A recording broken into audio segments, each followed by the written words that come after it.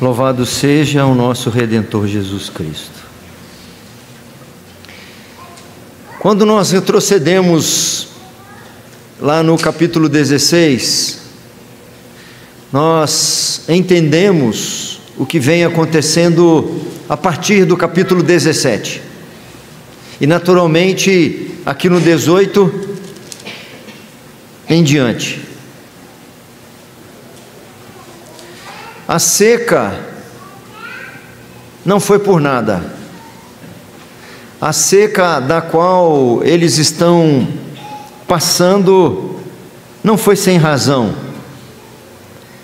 A miséria, a fome, a sede que lhes infringe, a mortalidade de homens e de animais, não foram sem razão de ser. Eles haviam se esquecido de seu Criador. Eles viviam como se Deus não existisse. Eles tocavam a sua vida, o seu dia a dia, sem levar em conta a regência, o governo de um rei soberano que está assentado no seu trono, cujo domínio é sempre interno, cujo reinado é de geração em geração. A partir do rei Acabe, que nós vemos lá no capítulo 16, e sua esposa idólatra Jezabel, outros indivíduos até então desconhecidos também reproduziam essa conduta de viver como se Deus não existisse e como se Ele não fosse o Senhor de toda a existência. Viviam como se Deus não se importasse, como se Deus não reinasse. Para então revelar-se como tal, como um Deus vivo e poderoso, cuja palavra é verdadeira, entre outras coisas, Deus tomou 2 filhos de Hiel, como vimos no final do capítulo 16. Por conta da arrogância de Acabe, Elias então teve de dizer: tão certo como vive o Senhor, Deus de Israel, perante cuja face estou, nem orvalho nem chuva haverá nestes anos, segundo a minha palavra. Você vive como se Deus não vivesse, ou você existe como se Deus não existisse. E eu digo para você, tão certo quanto vive o Senhor, algumas coisas acontecerão. Foi por esta mesma razão que, em relação à viúva lá de Sarepta, que reproduzia o senso comum, a viúva de Sarepta demonstrava-se, assim como Hiel, como Acabe e como uma multidão de gente naqueles dias, também se demonstrava dessa forma. Para ela, Elias disse: tão certo como vive o Senhor, ela disse para Elias: tão certo como vive o Senhor teu Deus, nada tenho cozido, há somente um punhado de farinha numa panela e um pouco de azeite numa botija, e vês aqui, apanhei 2 cavacos e vou preparar esse resto de comida para mim e para o meu filho, comê-lo-emos e morreremos. Para ela, a evidência de Deus existir, para ela, a evidência de Deus reinar é que ela ia morrer. Para ela, a evidência de que Deus vive, o que lhe tinha garantido era a morte. Tão certo como vive o Senhor, eu vou comer esse bocadinho de bolo, eu e meu filho, e morreremos. Nós vimos até aqui que Deus se revelou como o grande rei que vive na eleição, ao escolher Elias, inusitadamente um sujeito desconhecido, um profeta que não era de carreira, um desconhecido qualquer, que as escrituras só só dão o nome dele e a cidade onde ele tinha nascido. Deus revela-se como tal na escolha da viúva de Sarepta. Jesus vai dizer que naqueles dias havia no meio do povo de Israel muitas outras viúvas, mas aprove ao Senhor escolher uma viúva estrangeira, e diga-se de passagem, da cidade de Jezabel, da terra de Jezabel. Ele revela-se, nós vimos, revela-se como tal, como o rei que vive na criação, no seu domínio sobre a natureza, na providência, ao providenciar o mantimento para aquela viúva, o azeite da botija não se esgotava e a farinha não cessava. Revelou-se como tal na soberania, ao demonstrar poder sobre a morte, ao ressuscitar o filho daquela viúva. E hoje destaco ainda o mesmo tema, e o ponto número 5. Deus, o Senhor, vive e reina eternamente e revela-se como tal também na tribulação.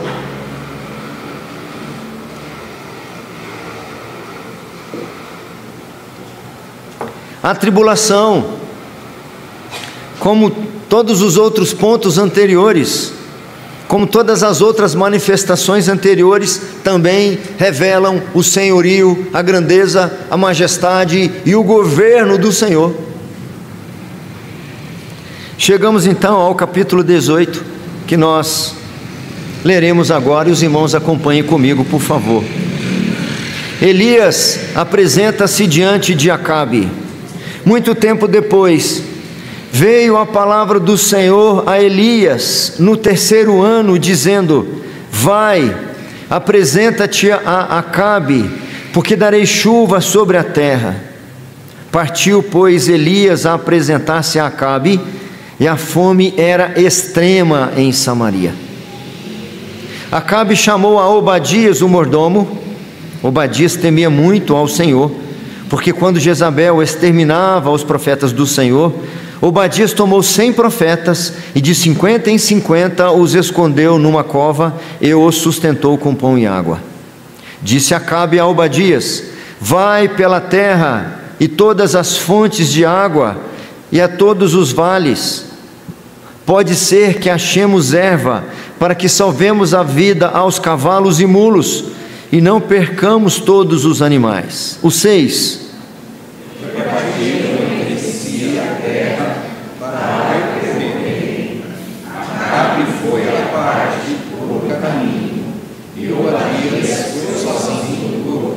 Estando Obadias já de caminho, eis que Elias se encontrou com ele. Obadias, reconhecendo-o, prostrou-se com o rosto em terra e disse: és tu, meu senhor Elias? Respondeu-lhe ele: sou eu. Vai e dize a teu senhor: eis que aí está Elias. Porém ele disse: em que pequei para que entregues teu servo na mão de Acabe e ele me mate? O 10. Tão certo como vive o Senhor, meu Deus, não houve nação nem aonde o meu Senhor não mandasse homens à tua procura. E dizendo eles: aqui não está, fazia jurar aquele reino e aquela nação que te não haviam achado. Agora tu dizes: vai, dize a teu senhor: eis que aí está Elias. Poderá ser que, apartando-me eu de ti, o Espírito do Senhor te leve, não sei para onde, e vindo eu dar as novas a Acabe, e não te achando ele, me matará. Eu, contudo, teu servo, temo ao Senhor desde a minha mocidade.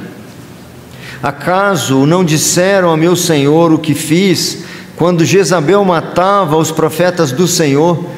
Como escondi 100 homens dos profetas do Senhor, de 50 em 50, numas covas, e os sustentei com pão e água? E agora tu dizes: vai, dize a teu senhor: eis que aí está Elias, ele me matará.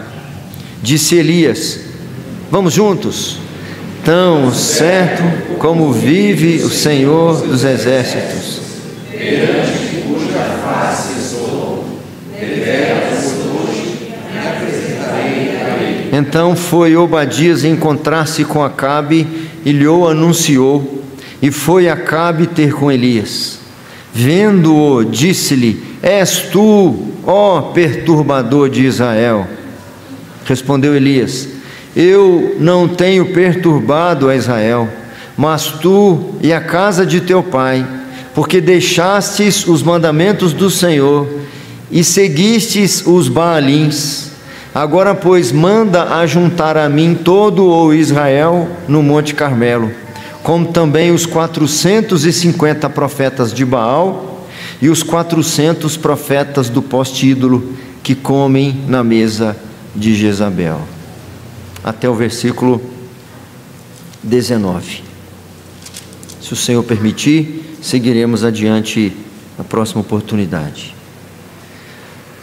Muito tempo depois, começa assim o versículo 18.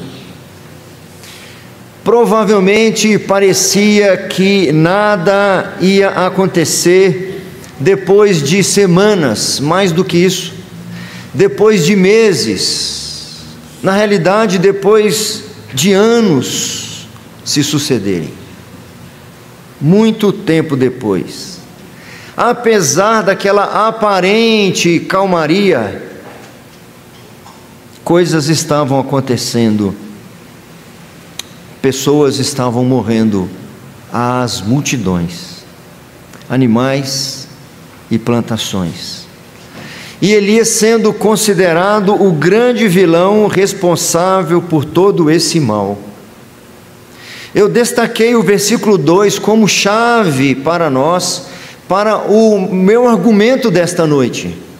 Versículo 2 diz assim: partiu, pois, Elias a apresentar-se a Acabe, e a fome era extrema em Samaria.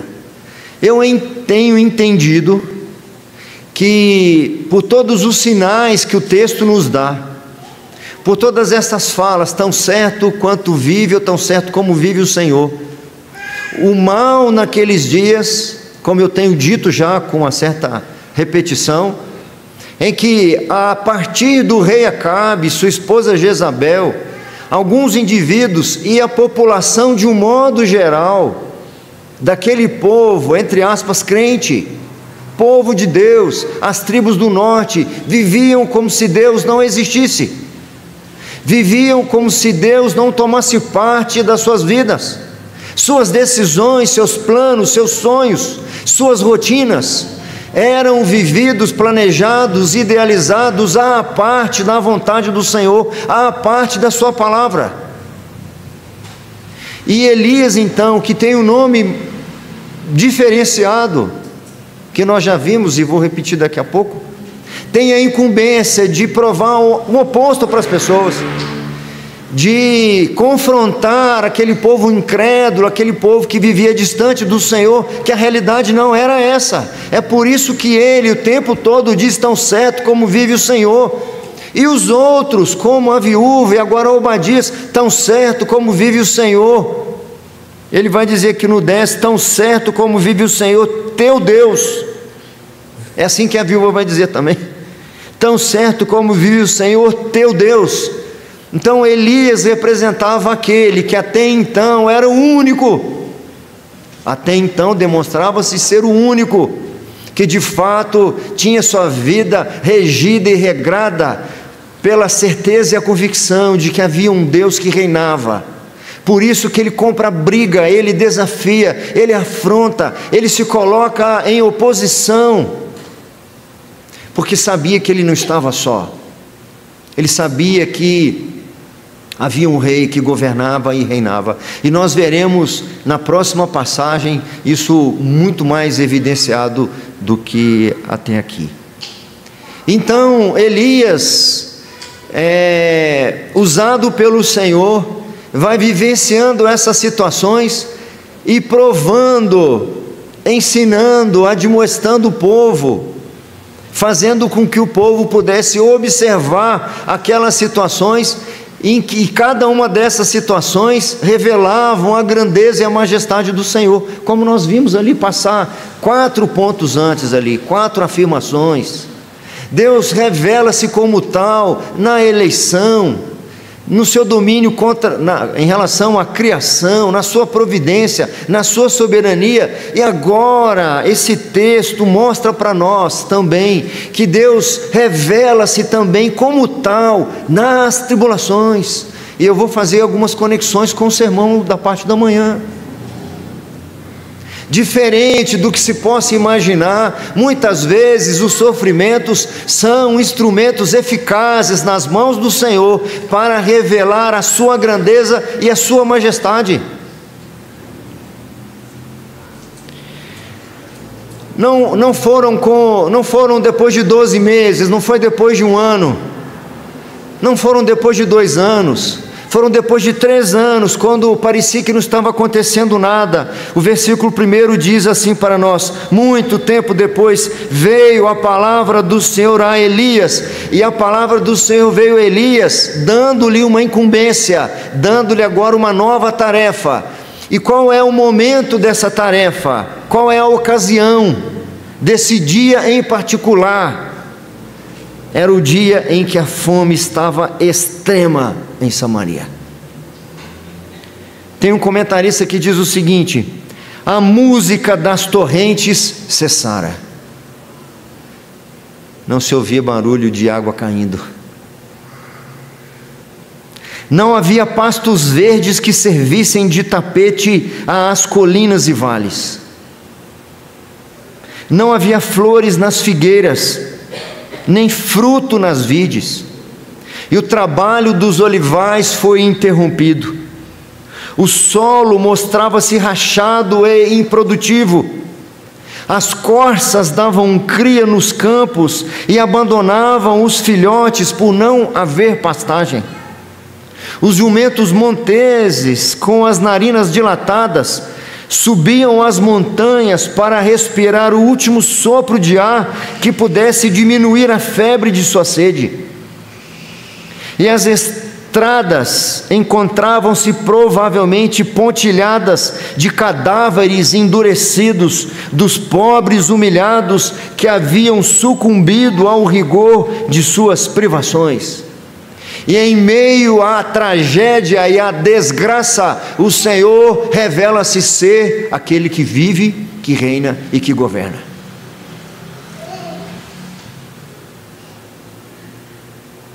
É uma grande quebra de paradigma. Em alguns momentos da história, isso é não só absurdo, como loucura.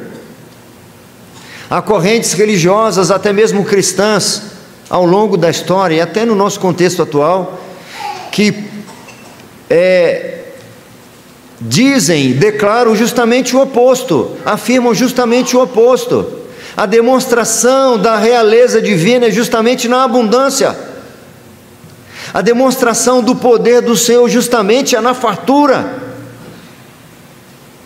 Mas Deus é Senhor lá na maternidade, quando uma vida nasce, e Ele ainda é Senhor quando um cadáver, um corpo desce à sepultura. É o mesmo Deus que manifesta-se providente quando envia as chuvas dos céus, e é o mesmo Deus que demonstra o seu governo quando a seca. É o mesmo Deus que age trazendo curas e manifestações tremendas, como nós vimos aqui na ressurreição do filho da mulher, e é o mesmo Deus que se revela na morte de muitos outros. Centenas e centenas de profetas estavam sendo mortos, e Deus não deixou de ser rei e Senhor quando muitos dos profetas estavam sendo mortos. É o mesmo Deus que reservou 100 profetas, de 50 em 50, que foram escondidos pelo mordomo, e era o mesmo Deus quando não preservou outros que não tiveram a mesma sorte. Essa é uma das razões porque que Paulo, muito agradecido à igreja de Filipos, aquela igreja lá da Macedônia, por suas ofertas preciosas que lhe sustentaram tanto tempo, sou agradecido a vocês. Ele vai dizer aos crentes lá de Coríntios, que os crentes lá da Macedônia lhe enviavam oferta, mesmo apesar da sua profunda pobreza, e até mesmo acima das suas posses, se mostraram voluntários. Mas quando ele escreve para a igreja de Filipos, ele diz: eu não digo isso por causa da pobreza, minha gratidão a vocês não é porque vocês enviaram recursos, eu não estou sendo ingrato de maneira nenhuma, mas eu preciso dizer a vocês que eu já aprendi a viver contente em toda e em qualquer situação. De tudo eu já tenho experiência, tanto de fartura como de fome, tanto de abundância como de escassez. Eu tanto sei ser honrado quanto humilhado, porque o Senhor, o Deus que permite-me ser honrado, é o mesmo Deus que permite-me ser humilhado. O Deus que providenciou o pão daquele dia é o mesmo que não providenciou no outro dia. E ele vai dizer lá no capítulo 4, verso 13: tudo posso naquele que me fortalece. O que me fortalece não são as circunstâncias. Ele não mostra-se ser Deus só quando ressuscita os nossos filhos mortos. Ele não mostra ser Deus só quando multiplica a farinha e o azeite na panela e na botija. Ele mostra-se sendo Deus mesmo quando permite a escassez, a fome e a humilhação. Aqueles 40 anos que o povo passara no deserto, mesmo com aquele sustento todo do Senhor, o Senhor lhes fez passar no deserto para lhes humilhar, porque Ele revela-se o ser o Senhor soberano quando tira a água da rocha, ou quando também lhes depara com águas amargas de Mara. Ele mostra-se ser o rei soberano quando lhes dá a vitória sobre a cidade fortificada de Jericó, ou quando lhes dá as derrotas sobre a pequenina cidade de Ai. A cegueira de Acabe lhe impedia de reconhecer que Deus estava vivo, e de que ele mesmo, Acabe, era o verdadeiro culpado. Por isso ele considerava Elias responsável pela seca, considerava Elias responsável pela fome, pela miséria da nação.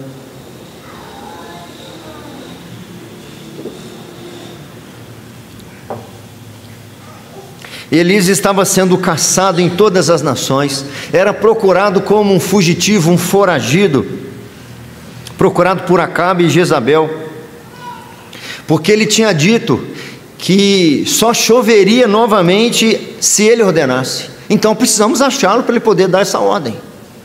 Mas o Senhor fez com que ele ficasse 3 anos escondido. E como assim escondido? Como eu disse antes, ele estava na cidade de Jezabel, no terraço de uma viúva, mas não foi encontrado. Deus não queria que ele fosse encontrado, porque o Senhor ainda haveria de revelar-se no meio daquela podridão de cheiro de cadáveres ao longo da estrada. Durante 3 anos houve relatos de que Elias estivera aqui, outros falavam que viram Elias lá, boatos se espalhavam por todos os lados. É por esta razão que Obadias, o mordomo, teme ir anunciar ao rei Acabe, porque ele tinha medo de ir lá dizer: encontrei Elias, e quando voltasse com o rei Acabe, não encontrando Elias, então ele seria tido como mentiroso e morreria. E assim como os outros personagens aqui mencionados, Obadias, apesar de ser um homem temente a Deus, também era sufocado pela incredulidade do senso comum. Apesar de ser temente a Deus, a sua mentalidade estava abarrotada daquilo que percorria aqueles dias. Ele vai dizer lá no versículo 10: tão certo como vive o Senhor teu Deus, etc, etc, etc, e vai culminar com o quê? Com o que está no versículo 14: e agora tu dizes, vai, dize a teu Senhor, eis que aí está Elias, ele me matará. Então, ou seja, a afirmação que Obadias faz, que tão certo vive o Senhor, é que eu vou morrer. tão certo como vive o Senhor, se eu não levar você, eu vou morrer. A prova que Deus existe é a minha morte, assim como a viúva. Tão certo como vive o Senhor, eu vou fazer esse bocadinho de comida e vou morrer. Essa não é a fé, não é essa disposição de coração que o Senhor requer dos seus servos, não é essa meia dependência que o Senhor requer do seu povo.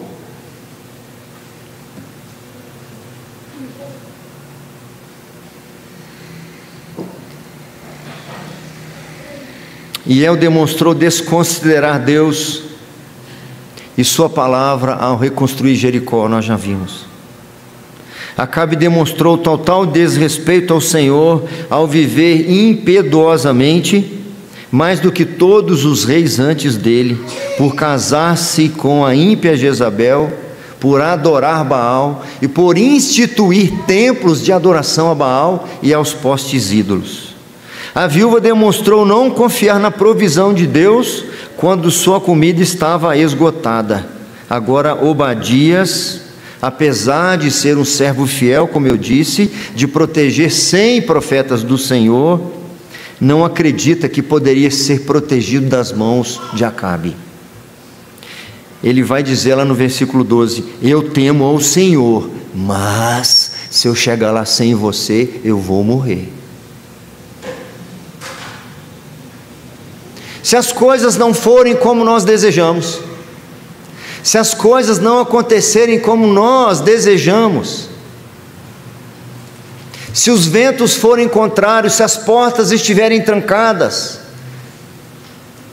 se o sofrimento nos estiver reservado, ainda assim haveremos de crer, porque a minha crença no Senhor não pode estar condicionada às aparentes benesses, às aparentes coisas boas e boas notícias.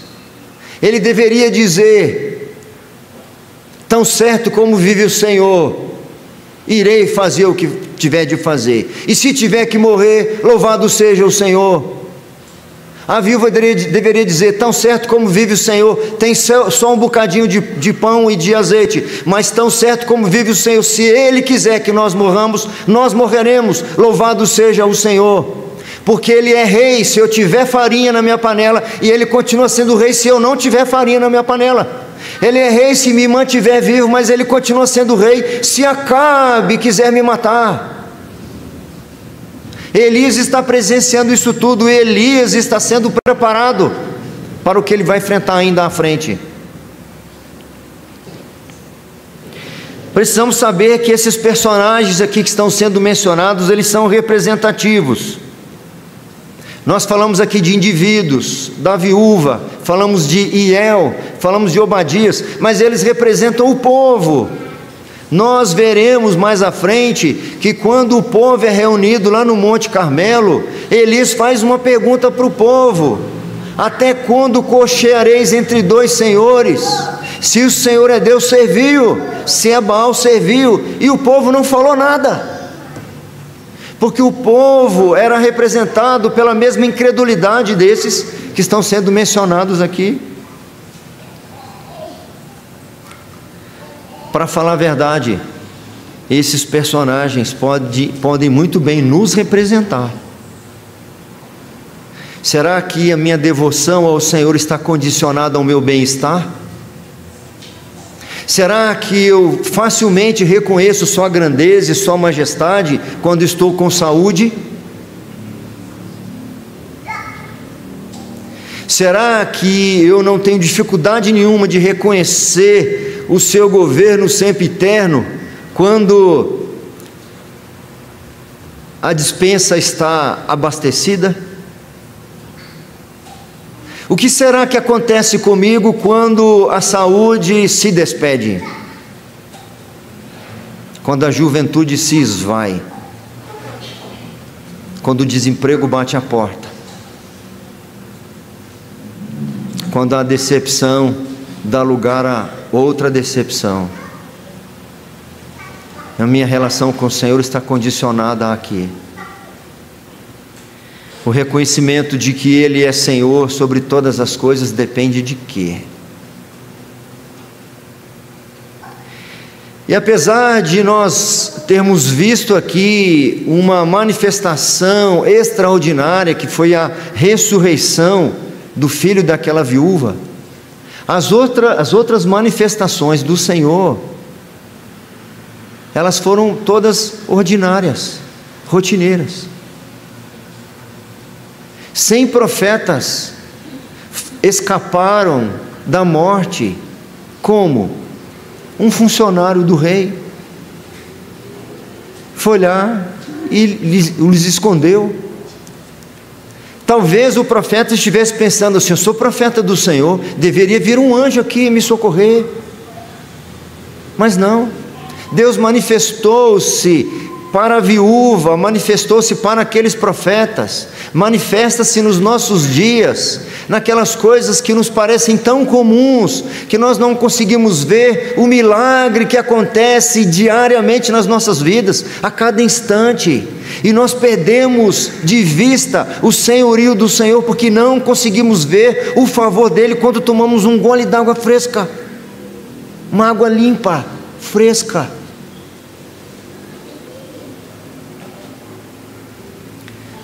Ouvindo uma entrevista um dia desses de um alto oficial das Forças Armadas, ele dizendo de um treinamento que ele fez, e isso era novo para mim, era um treinamento bem longo, e parte do treinamento era ficar sem água, um treinamento lá na Caatinga, e eles ficavam 3 dias sem beber água.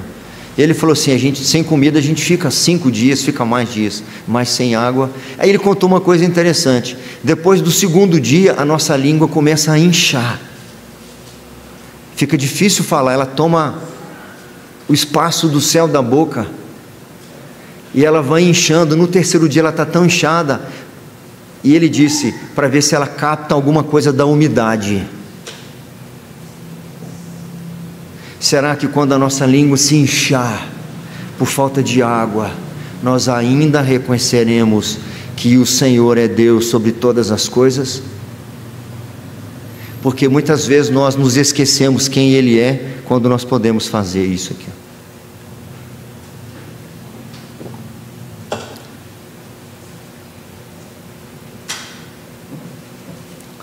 Caminhando para o fim, meus irmãos. Foi aqui a primeira vez que o Senhor deu uma incumbência extremamente desafiadora para Elias. A primeira vez que o Senhor falou com Elias, lá no capítulo 17, ele diz assim, capítulo 17, 1 e 2, vamos reler juntos, por favor? Estamos caminhando para o final, capítulo 17, versículo 1 e 2, vamos juntos? Então Elias, dos moradores de Gileade, disse a Acabe: tão certo como vive o Senhor, Deus de Israel, perante cuja face estou, nem orvalho, nem chuva haverá estes anos, segundo a minha palavra. Veio a palavra do Senhor, dizendo. Aí no 13 ele diz, qual que foi a ordem então? Retira-te daqui e vai para o lado oriental e esconde-te junto à torrente de Querite, fronteira ao Jordão. 2 ordens, retira-te daqui e a outra, esconde-te. A meu ver, essas 2 ordens são mais fáceis de obedecer.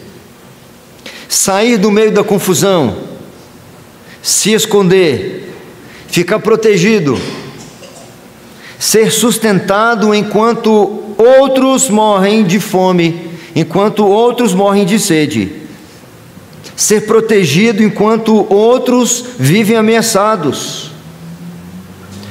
Penso que esses 3 anos serviram para preparar o coração de Elias para o que ainda viria. O Novo Testamento diz que Elias era um homem sujeito aos mesmos sentimentos que nós. Tiago diz isso na sua epístola.